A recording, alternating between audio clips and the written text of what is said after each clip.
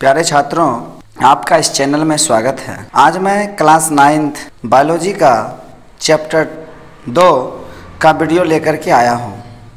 तो जो छात्र क्लास 9th में पढ़ रहे हैं उनके लिए यह वीडियो बहुत ही लाभप्रद होगा। तो चलिए शुरू करते हैं class 9th biology chapter 2।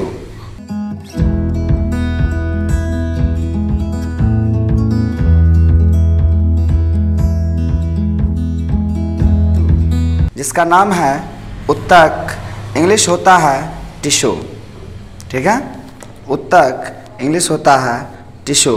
First question है, कोशिकाओं के समूह जो संरचना, कार्य एवं उत्पत्ति के समान होती है उसे क्या कहते हैं। देखिए, ए में कहता है अंग, बी में है अंगक, सी में है उत्तक और डी में है कोशिकांग। देखिए, कोशिका का जो समूह जो रचना, कार्य एवं उत्पत्ति में समान होता है उसे हम उत्तक कहते हैं। क्या कहते हैं? उत्तक कहते हैं। तो आपका ऑप्शन नंबर सी जो है ये आपका सही आंसर हो जाएगा, उत्तक। नेक्स्ट क्वेश्चन है 2 नंबर, पौधे के जड़ों एवं तनों की लंबाई में वृद्धि निम्नांकित में किसके द्वारा होती है। ए में कहता है शीर्षस्थ विभज्योतक, बी में है पार्श्वस्थ विभज्योतक, सी में है मृदुतक और डी में है अंतर्वेशी विभज्योतक। तो देखिए, पौधे के जड़ों एवं तनों की लंबाई में जो वृद्धि होती है वो शीर्षस्थ विभज्योतिकी उत्तक के कारण होता है। तो आपका जो सही आंसर है वो हो जाएगा ऑप्शन नंबर ए, शीर्षस्थ विभज्योतक। ठीक है, शीर्षस्थ विभज्योतक जो है ये आपका राइट आंसर हो जाएगा, option number A. Next question है, पौधे में तने की परिधि में वृद्धि के लिए उत्तरदायी है। देखिए, कौन सा उत्तक उत्तरदायी है। ए में कहता है पार्श्व विभज्योतक, बी में है शीर्षस्थ विभज्योतक, सी में है अंतर्वेशी विभज्योतक और डी में है इनमें से कोई नहीं। तो देखिए, पार्श्व विभज्योतक जो है यह वृद्धि के लिए उत्तरदायी होता है, इसलिए आपका ऑप्शन नंबर ए जो है ये आपका राइट आंसर हो जाएगा, पार्श्व विभज्योतक। नेक्स्ट क्वेश्चन है 4 नंबर, क्लोरेन कायमा एक प्रकार का क्या है, मतलब कौन सा उत्तक है। ए में कह रहा है सरल उत्तक, बी में है जटिल उत्तक, सी में है विभज्योतक और डी में है इनमें से कोई नहीं। तो देखिए, क्लोरेन कायमा जो है ये सरल उत्तक है। कौन सा उत्तक है? सरल उत्तक है। तो आपका ऑप्शन नंबर ए जो है ये आपका सही हो जाएगा, सरल उत्तक। नेक्स्ट क्वेश्चन है, एपिडर्मिस के रूप में पौधों का संरक्षण करने वाले निम्नलिखित में कौन सरल अस्थायी उत्तक है। ठीक है, क्वेश्चन है मृदुतक, स्थूल कोण उत्तक, स्थूल कोणोत्तक, दृढ़ोत्तक और विभज्योतक। तो देखिए, इसको कर लीजिएगा स्थूल कोणोत्तक। ठीक है, स्थूल कोणोत्तक। तो ये आपका जो है सही आंसर हो जाएगा मृदुतक, इसलिए ऑप्शन नंबर ए जो है ये आपका सही आंसर होगा, मृदुतक। नेक्स्ट क्वेश्चन है, पौधे में लचीलेपन का गुण किस सरल अस्थायी उत्तक द्वारा संभव है। ए में है पेरेनकाइमा, बी में है एरेनकाइमा, सी में है कोलेनकाइमा और डी में है क्लोरेनकाइमा। तो देखिए, पौधे में जो लचीलापन आता है वो कोलेनकाइमा से होता है, इसलिए आपका ऑप्शन नंबर सी जो है ये आपका राइट आंसर हो जाएगा, कोलेनकाइमा। नेक्स्ट क्वेश्चन है 7 नंबर, निम्नांकित में किस उत्तक की कोशिकाओं की भित्ति लिग्निन के जमाव के कारण मोटी हो जाती है। ए में है स्थूल कोणोत्तक, मृदुतक, दृढ़ोत्तक, विभज्योतक। तो देखिए, दृढ़ उत्तक होगा। कौन सा उत्तक होगा? दृढ़ उत्तक होगा, याद रखिएगा, दृढ़ उत्तक। नेक्स्ट क्वेश्चन है 8 नंबर, शुष्क स्थानों पर पाए जाने वाले पौधों में एपिडर्मिस की कोशिकाओं के ऊपर उपस्थित क्यूटिकल में कौन सा रासायनिक पदार्थ पाया जाता है। ए में है सुबेरिन, लिग्निन, क्यूटिन और म्यूसिन। तो देखिए, ये जो है क्यूटिन पाया जाता है। क्या पाया जाता है? क्यूटीन, तो आपका ऑप्शन नंबर जो है ये सी आपका राइट आंसर हो जाएगा, क्यूटीन। 9 नंबर, निम्न सरल अस्थायी उत्तकों में कौन पौधों में कठोरता एवं मजबूती प्रदान करता है? ए में है पैरेनकाइमा, बी में है क्लोरेनकाइमा, सी में है क्लोरेनकाइमा और डी में है एस्क्लेरेनकाइमा। देखिए, तो ये जो है आपका सही आंसर हो जाएगा एस्क्लेरेनकाइमा। क्या हो जाएगा? एस्क्लेरेनकाइमा। तो आपका ऑप्शन नंबर डी जो है ये आपका सही आंसर हो जाएगा, एस्क्लेरेनकाइमा। नेक्स्ट क्वेश्चन है 10 नंबर, पौधों में वाष्पोत्सर्जन की क्रिया संपन्न होती है। ठीक है, जाइलम द्वारा, क्यूटीन द्वारा, कॉर्क कोशिकाओं द्वारा और स्टोमेटा द्वारा। तो पौधा में जो वाष्पोत्सर्जन होता है वो स्टोमाटा द्वारा होता है, इसलिए आप याद रखिएगा स्टोमेटा। तो ये आपका सही आंसर हो जाएगा option number D. Next question है 11 नंबर, ट्रेंड्रन का निर्माण होता है। ए में है श्वेत तंतुमय उत्तक से, पीला तंतुमय उत्तक से, जलावत संयोजी उत्तक से और एलियोलर उत्तक से। देखिए, तो ट्रेंड्रन का जो निर्माण होता है वो आपका होगा श्वेत तंतुमय उत्तक से, इसलिए आपका ऑप्शन नंबर ए जो है ये आपका सही हो जाएगा, श्वेत तंतुमय उत्तक से। ठीक है, श्वेत तंतु में पाया जाता है। ए में है कोलेजन प्रोटीन, बी में है एलास्टिन प्रोटीन, सी में है एक्टिन प्रोटीन और डी में है मायोसिन प्रोटीन। तो श्वेत तंतु किस में पाया जाता है? तो आप याद रखिएगा कोलेजन प्रोटीन में पाया जाता है, कोलेजन प्रोटीन में पाया जाता है।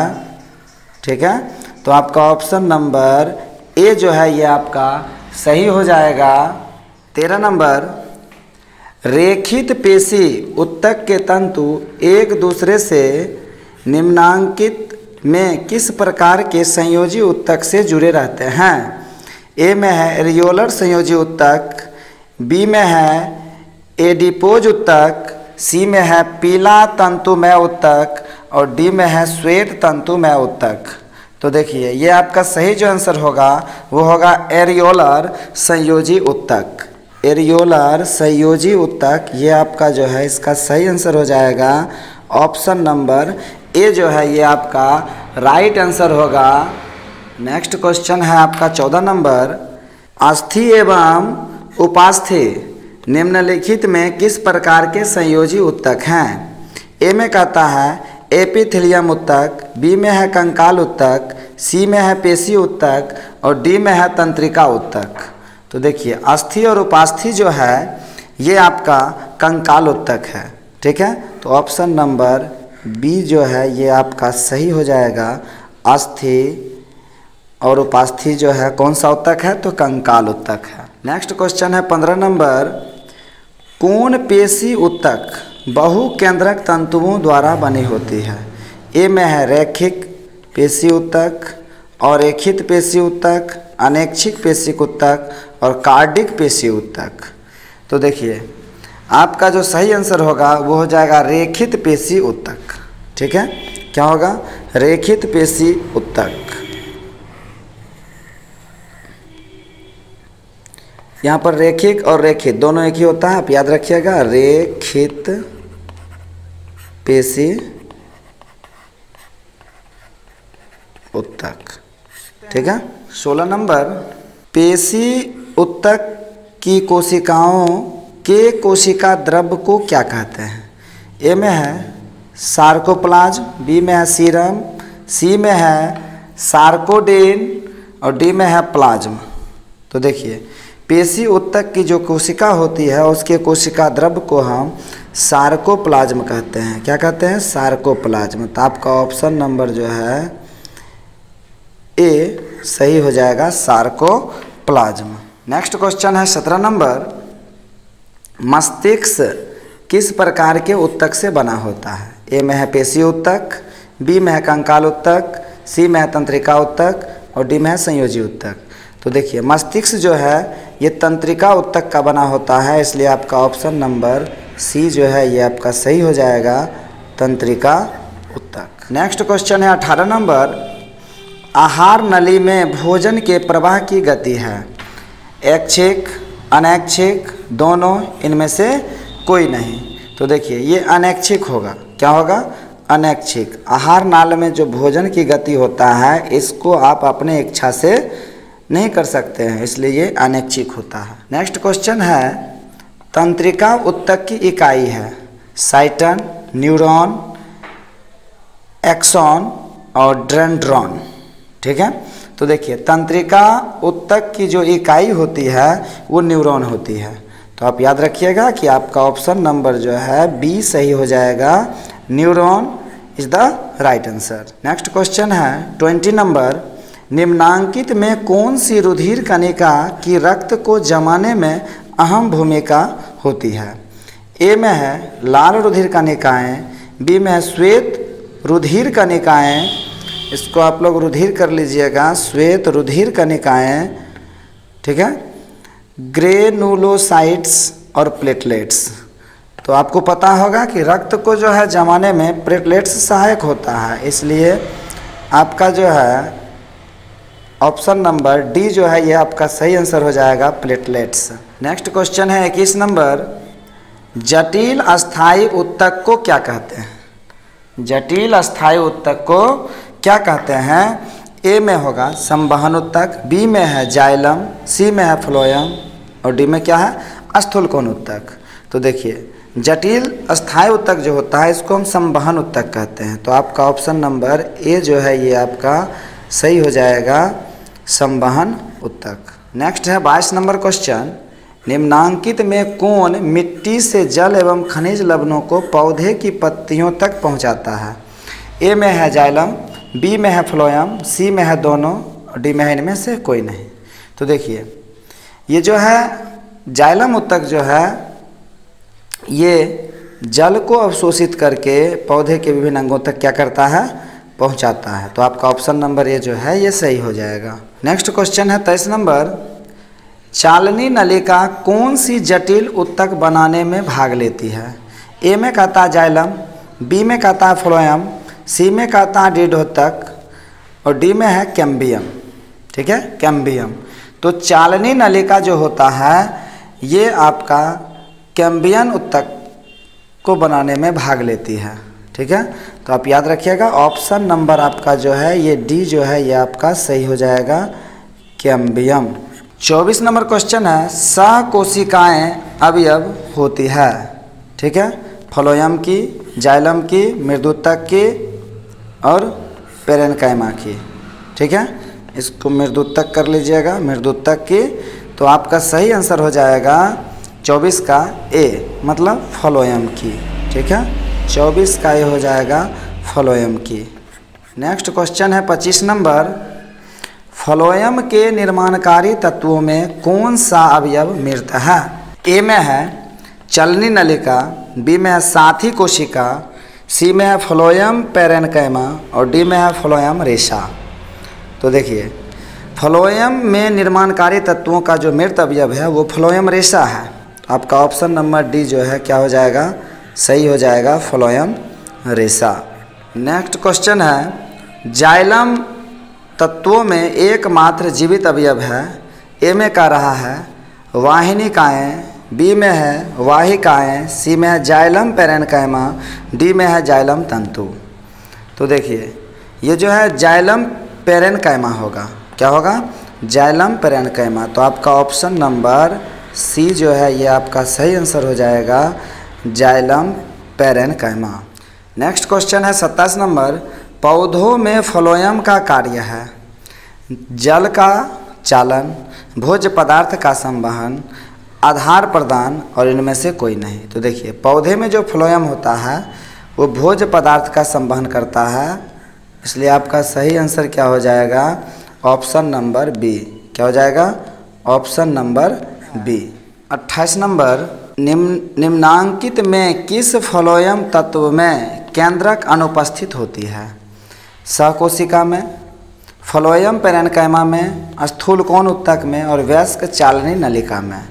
तो देखिए फ्लोएम पेरेन्काइमा में जो होता है केंद्रक अनुपस्थित रहता है, तो इसलिए आपका ऑप्शन नंबर बी जो है ये आपका सही आंसर हो जाएगा फ्लोएम पेरेन्काइमा में। 29 नंबर है, शरीर की रक्षात्मक कवच किसकी त्वचा द्वारा बनी होती है?